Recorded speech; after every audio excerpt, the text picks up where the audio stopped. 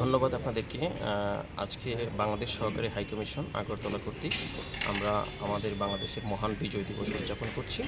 এই উপলক্ষে আমি বাংলাদেশের পক্ষ থেকে এবং বাংলাদেশ সহকারী হাইকমিশন আগরতলার পক্ষ থেকে ত্রিপুরাবাসী সহ সারা ভারতবর্ষবাসীকে বিজয়ের শুভেচ্ছা জানাচ্ছি এবং সেই সাথে আমি গভীর শ্রদ্ধা ভরে স্মরণ করছি মহান মুক্তিযুদ্ধে শাহাদত বরণকারী সকল শহীদদের এবং যারা আমাদের জন্য কাজ করে যাচ্ছে, বিশেষ করে আমাদের মহান মুক্তিযুদ্ধের প্রেরণা থেকে যারা কাজ করেছে তাদের সবাইকে আমরা গভীর শ্রদ্ধা করে স্মরণ করে যাচ্ছি। ধন্যবাদ সবাইকে।